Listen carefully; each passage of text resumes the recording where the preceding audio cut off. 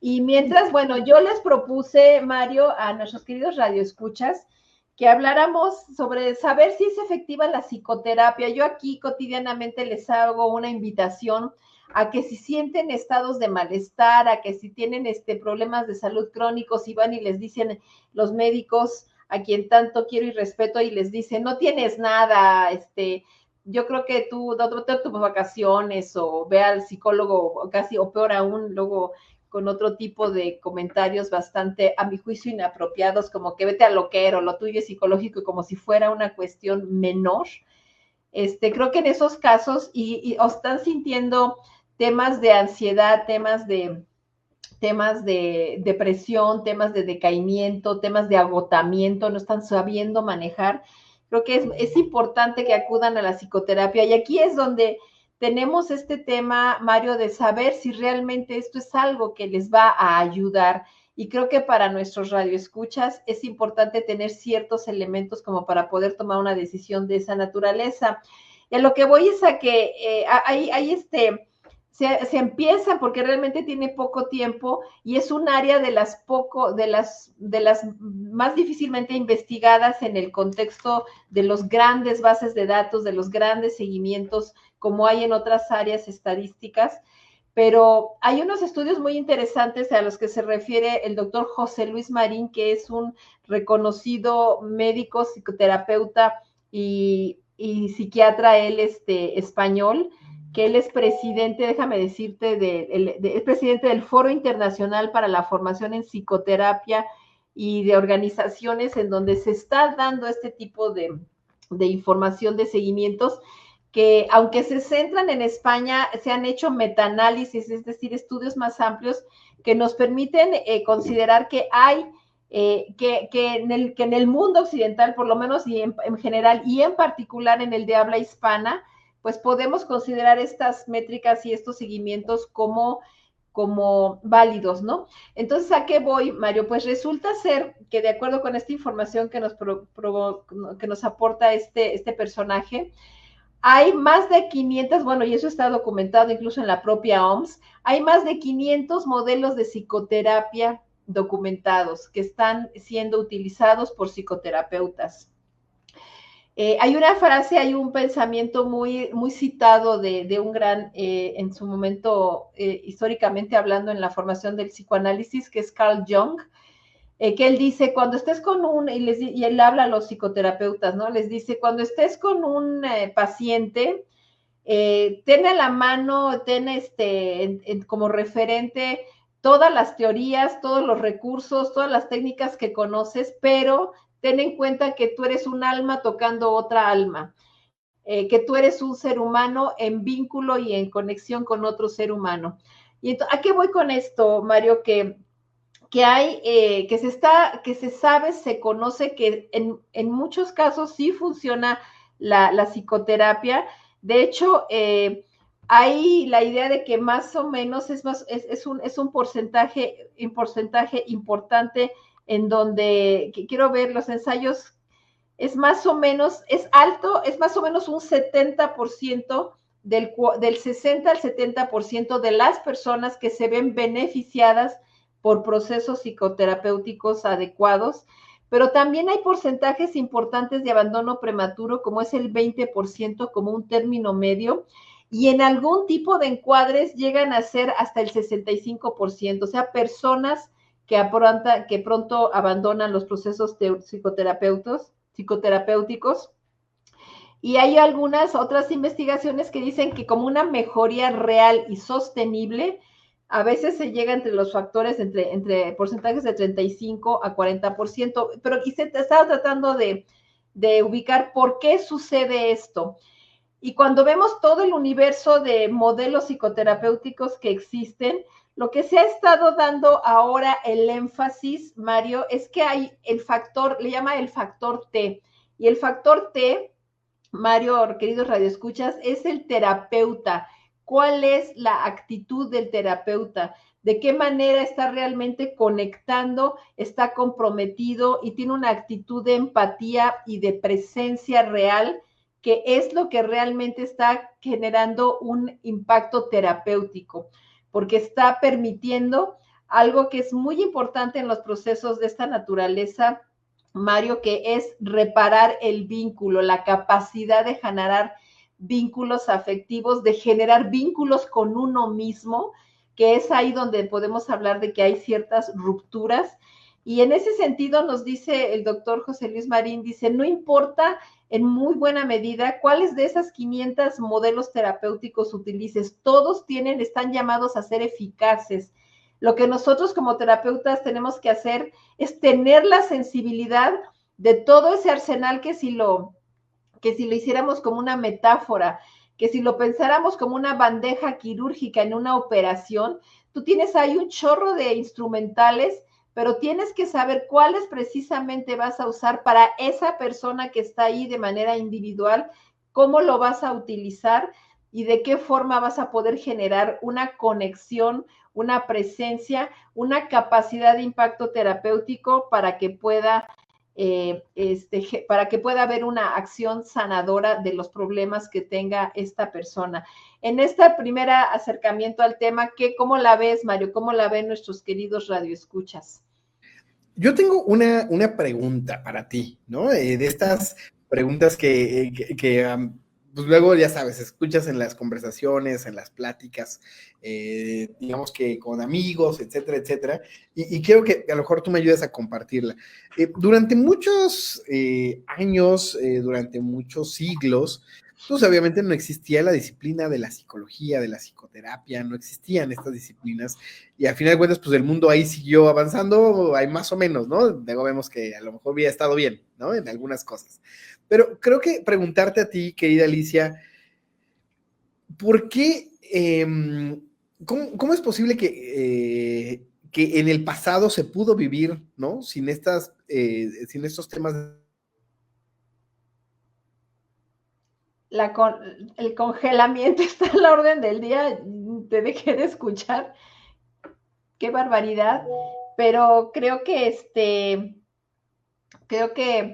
eh, Mario, te congelaste y ya no alcancé a escuchar el resto de la pregunta, que cómo es posible que todo el tiempo habíamos podido, decías eso, ¿no? Algo así. Sí, sí, justo. ¿Cómo es posible que el tiempo, a lo largo del tiempo no fue necesario un tema como la psicoterapia y ahora de repente parece casi obligatoria, ¿no? Hasta para salir con alguna persona que es así como de, ay, ya fuiste a terapia, ¿no? Entonces, ¿cómo salió ahora? ¿Cómo se vuelve? ¿Por qué es tan importante? ¿Sí cambió tanto el mundo que ahora es importante o incluso se puede llevar una vida sana mentalmente sin necesidad de psicoterapia? Porque también creo que es caro, ¿no? O sea, no es tan accesible para todos. Entonces, no sé, Depende con quién vayas. oriéntanos, Alicia. Mira, esta pregunta se me hace bien interesante y te diría que nos remite a la importancia de entender la historia y las etapas que vamos viviendo, porque de una manera analógica casi te podría decir, ¿cómo es posible que vivimos, que necesitamos ropa para vestirnos, que si necesitamos zapatos, si pudimos vivir en las sabanas, si pudimos andar descalzos, si podemos comer y alimentarnos con lo que la naturaleza nos da, ¿no? Entonces, a lo que voy es a que cada etapa histórica de nuestra evolución humana nos va implicando nuevos retos, nuevos contextos, nuevas demandas, nuevas necesidades y también nuevas formas de resolverlo. Entonces, esta parte de la preocupación por la salud mental es estado desde la antigüedad, Mario, desde los más antiguos referentes que tenemos en la historia, y particularmente se habla de los grandes filósofos, de Platón, de Aristóteles, de Hipócrates, de todos los que de alguna manera se preocuparon de la condición humana y de su integridad, pero a lo largo de la historia ha tenido diferentes manifestaciones. Y en el caso específico de la salud mental, Mario, lo que pasó históricamente hablando es que al que tratarse de expresiones de cuestiones que se veían intangibles durante mucho tiempo en épocas oscurantistas, literalmente, pues se interpretó y se le trató de dar una respuesta y un significado a partir de temas como la posesión demoníaca, la persona está totalmente impávida, la persona está violenta, agresiva, porque en fuerzas extrañas y malhechoras de estas perspectivas míticas y en muchos casos religiosas orientadas de esa manera se llegaron a dar, ¿no? Entonces, creo que en ese sentido, el hecho de que ahora se cuenten con otros recursos, que se tenga una perspectiva más comprensiva y humanista, pues también nos habla de que ya tenemos mejores recursos para entender cómo funciona nuestra mente, nuestra condición, nuestra conducta. Tenemos ya mejores condiciones y circunstancias para entender la importancia de la salud cerebral, de la que también está muy conectada con lo que es la salud mental e integral de nuestro cuerpo. Aquí con relativa frecuencia aludimos al hecho de que somos seres biopsicosociales y que tenemos una base biológica orgánica que está perfectamente, intrínsecamente conectada con nuestra condición y salud mental. Queridos radioescuchas, me parece que Mario salió hoy salió de cuadro, pero bueno, supongo que es parte de estos problemas técnicos que estamos teniendo el día de hoy. Les agradezco muchísimo su presencia y su atención, y en lo que Mario y nuestros otros invitados pues solucionamos esta parte técnica, yo sigo aquí con todo gusto platicando con ustedes. Si quieren hacer algún comentario respecto a este tema de la psicoterapia, lo hacemos. Y para ir dando pie a esta posibilidad y retomando esta temática, yo les diría que de alguna manera, y volviendo a la pregunta que hacía Mario, que hoy sabemos la importancia de esos vínculos. Bueno, primera, el darle crédito y honor a quien honor merece, ¿no? Y en este caso al gran Sigmund Freud, que nos habló por primera vez de la existencia de ese inconsciente y tratando de abordarlo desde una perspectiva científica, desde una perspectiva de intervención para la salud médica. Él era un neurólogo y de alguna manera proveyó desde finales del siglo XIX, principios del XX, todo un arsenal y todo un cuerpo teórico y terapéutico que nos dio elementos para tratar de entender el papel que esa parte de nuestra integración mental juega en nuestro día a día y en nuestra condición. Entonces él habló de una estructura mental en donde hay el inconsciente, el preconsciente y el yo. Y bueno, estas nociones han venido evolucionando. Durante mucho tiempo esta parte de lo inconsciente se ha tendido a interpretar como cuestiones oscuras, como cuestiones donde están nuestros más peores impulsos como seres humanos, cuestiones que guardan ahí secretos o información, pero que históricamente no se ha dado, no se ha podido procesar o que implica precisamente esas fuerzas oscuras, ¿no? Pero se ha venido evolucionando. Mario, qué bueno que ya regresaste, mira, qué gusto, porque decía que estaba tratando de dar respuesta a tu pregunta, y les decía a nuestros queridos radioescuchas, Mario, que el hecho de que ahora se enfatice tanto, yo creo que también tiene que ver con que tenemos mejores herramientas para entender a la mente humana, para entender a la conducta humana. Aunque ha sido durante mucho tiempo tema de preocupación y de ocupación, particularmente desde la filosofía, desde la antropología, desde las propias religiones, desde las propias ciencias que abordan los estados metafísicos, o sea, lo más allá de lo físico, lo que no tiene que ver con el cuerpo. Cada vez se ha ido avanzando más en esa integración, y ya vemos tendencias en la psicología, en donde se han desarrollado, particularmente a partir del siglo pasado, perspectivas más humanistas, ¿no? Más entender a la gente en todos sus niveles, y ahora tenemos mejores herramientas. Mario, no sé si con eso conteste un poco de tu pregunta, de que por qué ahora sí y antes no. Creo que ahora tenemos mejores condiciones.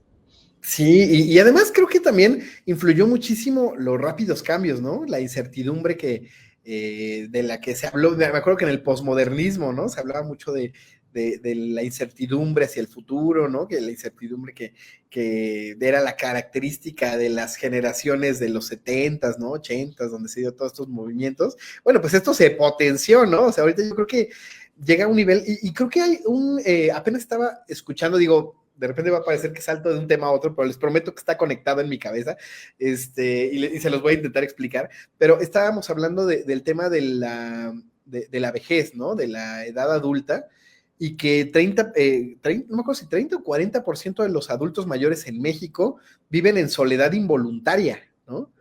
Pero si eso es a esa edad, ¿no? A que aparte me llamó la atención porque reduce 30% tu expectativa de vida a la soledad, ¿no? O sea, está comprobadísimo que la soledad mata más que, pues a lo mejor que algunas enfermedades incluso crónicas, ¿no?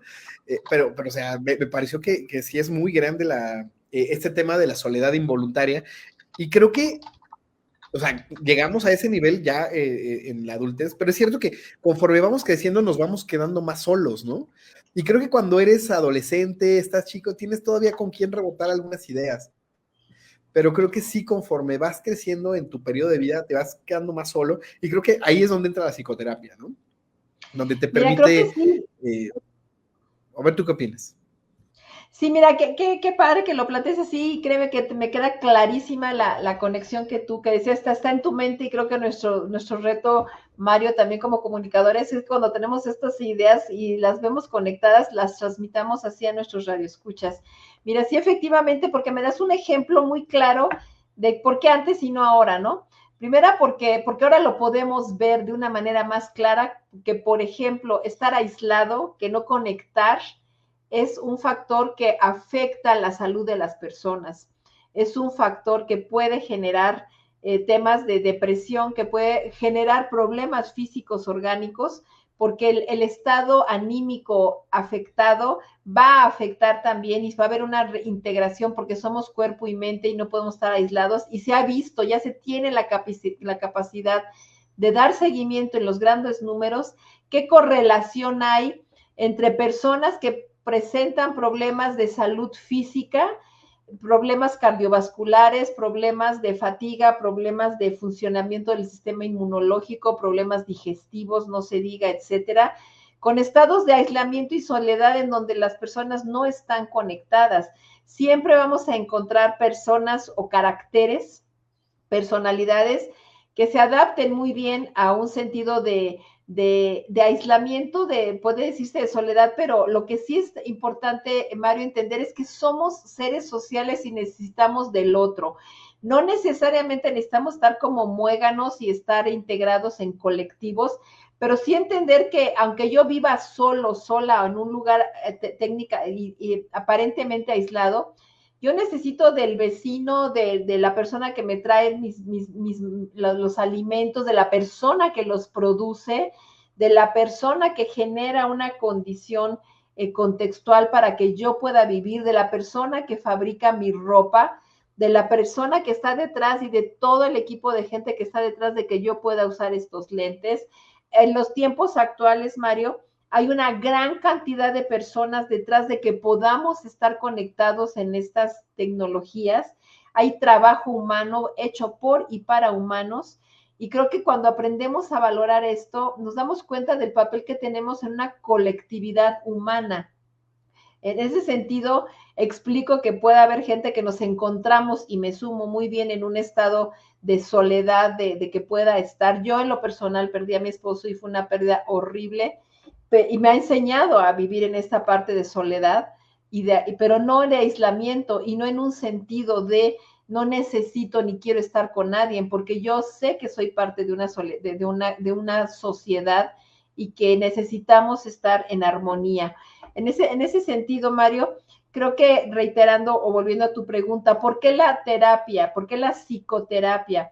Porque estamos viviendo tiempos en donde se puede visibilizar más que las condiciones contextuales nos pueden generar un estado de ansiedad, de depresión, de hiperactividad, de nerviosismo, en donde cada vez vemos más en los espacios laborales esta cuestión de que hay ataques de pánico, de que dificultades para la concentración, dificultades, reitero, la parte de la psicosomática, que el cuerpo tiene una serie de alteraciones en su funcionamiento y que no se puede estar bien.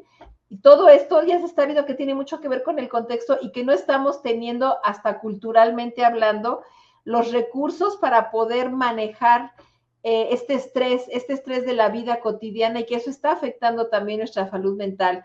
En la psicoterapia ya tenemos las herramientas para poder abordar estas problemáticas, estos trastornos, y por eso es que puedo decir que sí funciona y es muy importante la psicoterapia. Pero retomo algo que te estaba diciendo, Mario, y no es chisme nada más, bueno, no se trata de chismes, pero decía, es que es muy importante el factor T, ¿no? El factor terapeuta, cómo tú como terapeuta asumes esa función de apoyar la salud y estar ahí presente para la salud de tu paciente, y poder interactuar de una manera que sea realmente terapéutica.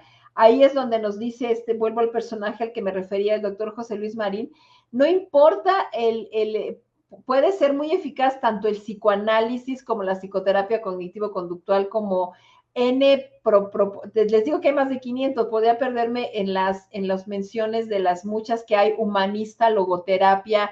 Hay una gran cantidad, Mario, pero lo que importa es que tú como persona tengas esa capacidad de conexión, de crear lo que en el contexto psicoterapéutico le llamamos la alianza terapéutica.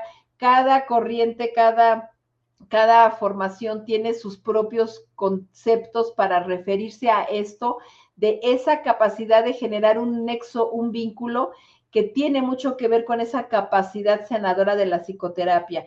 Y eso en particular implica ciertos retos, ciertas capacidades específicas para los terapeutas, como son, por ejemplo, factores como que tengas la capacidad de legitimar el sufrimiento de tu paciente.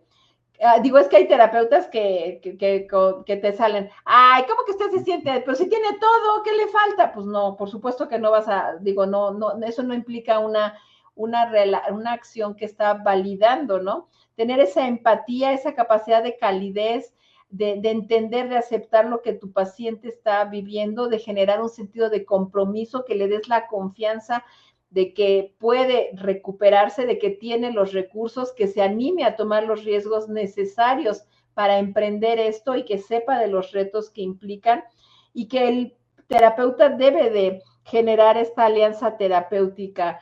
Mario, dice este doctor Marín que un 15% es esa capacidad de crear esas expectativas de que tú lo puedes hacer y de que tú puedes salir adelante. Otro 15% son técnicas específicas que, reitero, son válidas, muchas de las que puedan mencionarse, y otro tanto es precisamente ese contexto y esas condiciones que puedan generar el ambiente para que se dé un proceso de sanación, Mario. Y ahí el factor T pues está comprobándose que implica casi el 60-70% de las posibilidades de éxito de estos procesos, Mario, audiencia. Justamente, oye, buen tema. Y qué interesante que dices que justamente el tema del sufrimiento, ¿no? De que hay terapeutas bien osados que se avientan ahí a aventarte pues unos métodos ahí curiosos, ¿no? Hace rato comentaba Eugenio, ¿no? Que hubo un momento en el cual sí se hizo hasta esta terapia de choque y cositas así, ¿no? Y cosas un poquito raras para ¿qué tan de eso está vigente? O sea, ya todo esto ya quedó en el olvido, ya nada de esto se utiliza, o todavía hay terapeutas que utilizan este tipo de métodos. Por ejemplo, yo me acuerdo mucho de este tema para superar las fobias, ¿no? Que de repente te ponían con ratas para que se te quitara el miedo a las ratas y cosas que así como de repente esas terapias raras para de enfrentarte los miedos a través de este tipo de cosas. ¿Todavía se utilizan técnicas que ponen digamos que confrontan a la persona,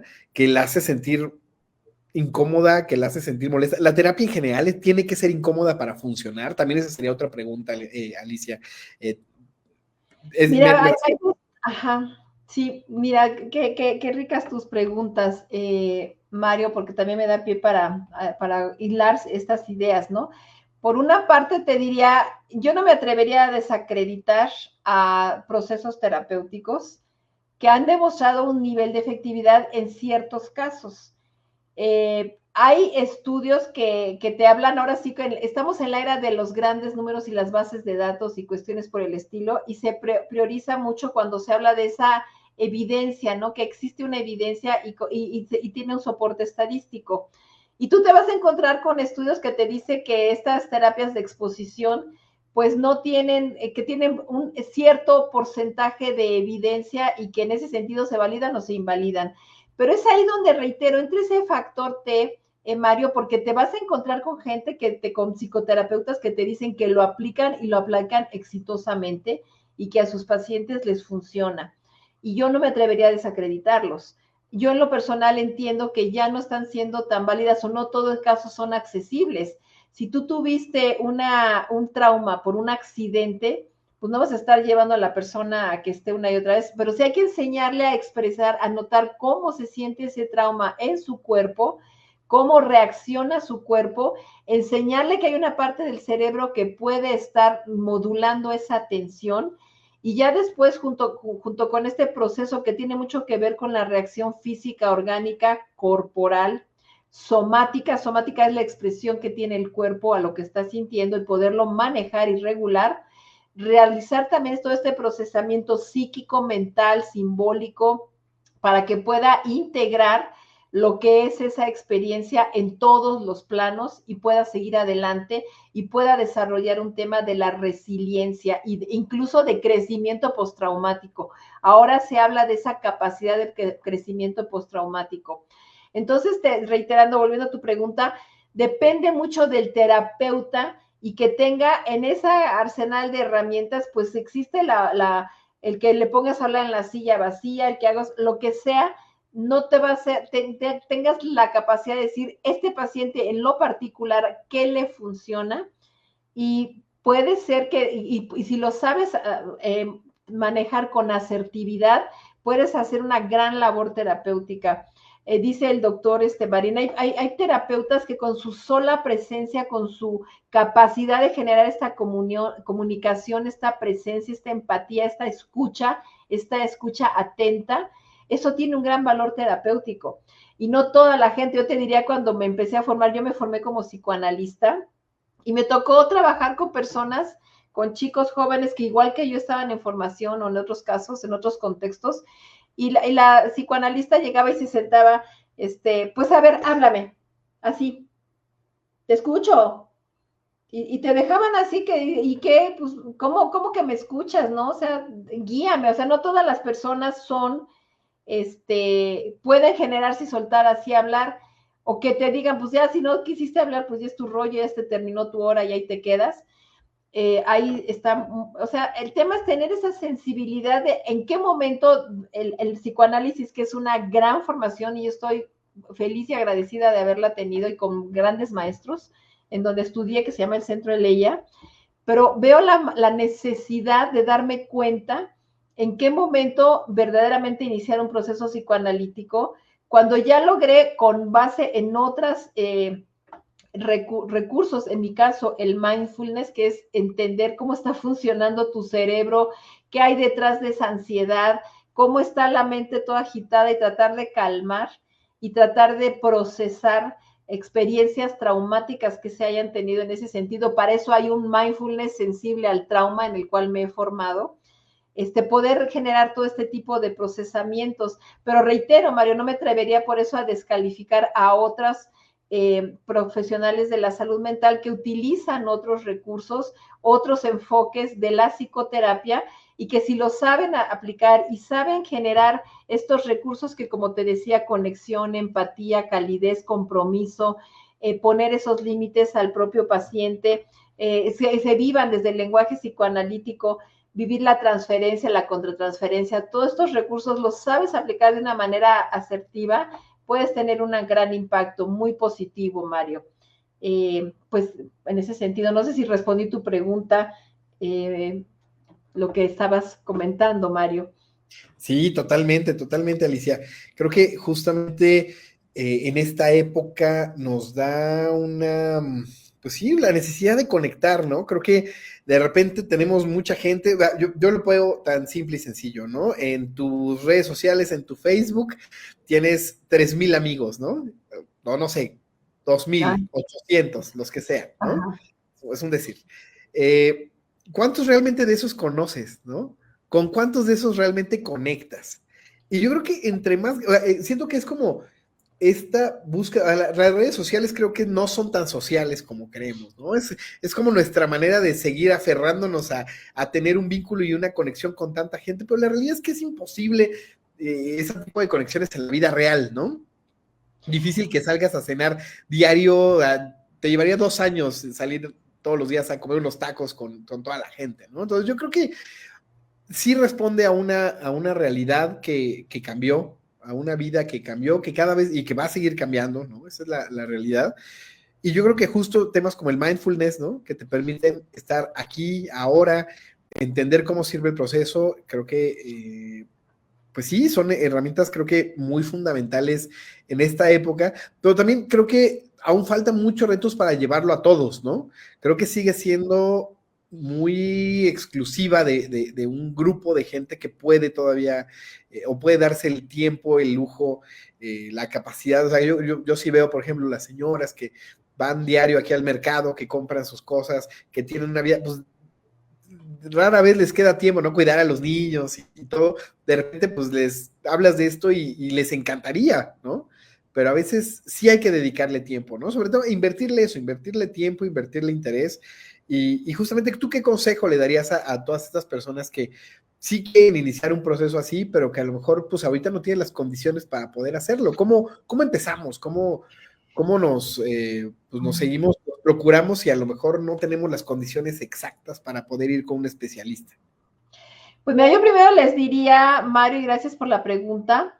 Yo primero les diría que piensen que si tienen tiempo para estar mal, pueden y deben y sería necesario y adecuado y recomendable que se den el tiempo para estar bien, ¿no?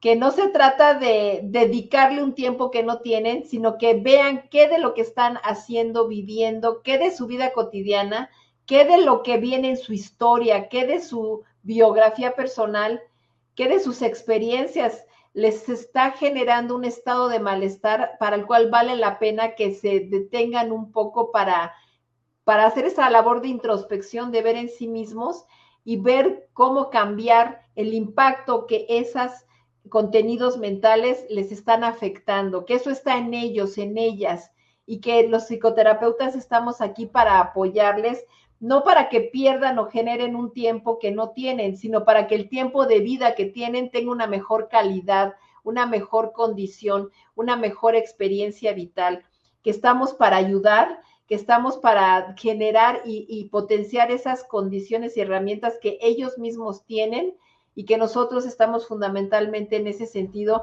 para ser un factor de apoyo, de cambio, para replantearse los aspectos que están siendo perturbadores en sus vidas personales, en su día a día, Mario.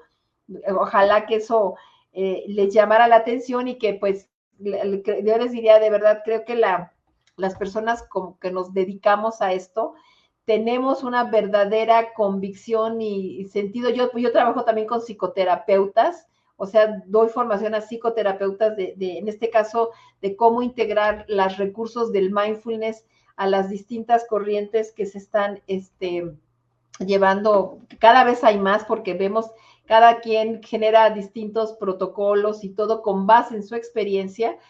Y yo les digo, es que importa, yo veo gente muy bien intencionada, muy dispuesta, y a veces nos sentimos un poco perdidos o noto esta sensación de que, ¿cómo le hago con este paciente que esto? Somos también redes de apoyo entre nosotros mismos, Mario, y creo que eso nos ayuda a crecer a todos como profesionales de la salud mental y como pacientes, saber entender qué es lo que tenemos y podemos poner de nuestra parte para poder generar un rico proceso terapéutico que sea verdaderamente sanador, Mario.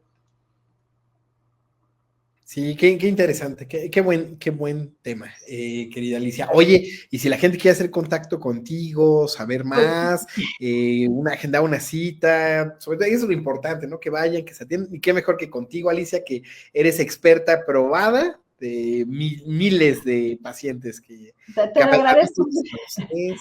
a la docencia, Mira, todo bien contigo. Gracias, Mario. Yo precisamente soy mucho del contacto personal. Mi presencia en redes es más limitada. Estoy en este programa, en otro con otro equipo de médicos que hablamos de la salud para todos, decimos, le damos un espacio a la salud mental. Los invito a ver estas contenidos. A mí en lo personal me pueden encontrar en las redes Ali Ortiz Psicoterapia MF en el Facebook, que es Mindfulness, Educación y Psicoterapia. Y también, y de manera muy particular, les los invito a que si quieren agendar una cita, una reunión, lo hagan con el WhatsApp, el 55 16 87 81 71.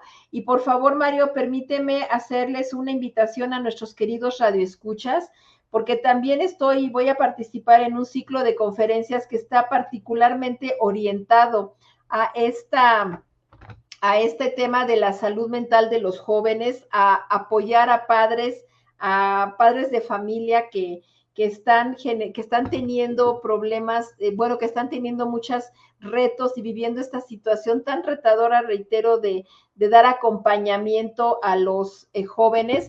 Es el grupo Iscalti. Iscalti quiere decir crecer, y se está organizando un ciclo de conferencias en donde invito a nuestros radioescuchas a que nos acompañen. Y para esto, Mario, si me permites, ahorita en unos minutos voy a poner al alcance de nuestros radioescuchas los vínculos para que nos puedan acompañar. Vamos a estar con todos, hay una invitación al respecto, y van a llevarse a cabo del 6, creo que por ahí del 10 de octubre.